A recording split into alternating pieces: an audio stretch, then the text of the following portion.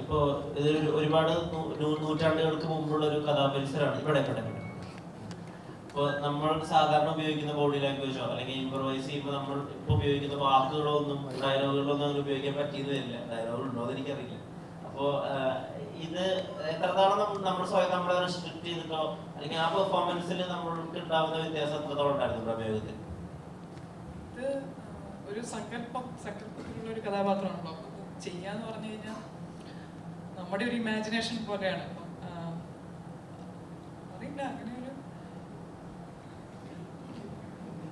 പറയാൻ പറ്റില്ല. അതാണ് അതിനെ കുറിച്ചൊന്നും പറയാൻ പറ്റില്ല.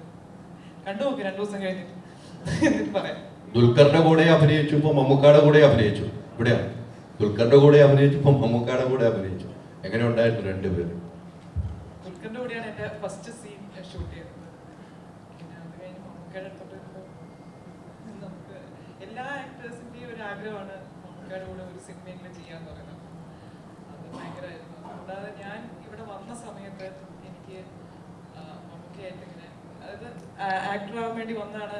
ആ സമയത്ത് 10-21 വയസ്സൊക്കെ ഉള്ളപ്പോൾ മമ്മൂക്കയായിട്ടൊന്ന് സംസാരിക്കാനൊരു ചാൻസ് കിട്ടി. അപ്പം നമുക്ക് അന്ന് എന്നോട് പറഞ്ഞിരുന്നു, മോശം സിനിമയൊന്നും ചെയ്യണ്ട, നല്ല സിനിമകൾ ചെയ്താൽ മതി. ഇത്രയും വർഷം കഴിഞ്ഞിട്ട് മമ്മൂക്കയുടെ കൂടെ നല്ലൊരു ഇതുപോലത്തെ ഒരു സിനിമ ചെയ്യാൻ പറ്റുക എന്നൊക്കെ പറഞ്ഞു കഴിഞ്ഞാൽ ഭയങ്കര ഭാഗ്യമാവും.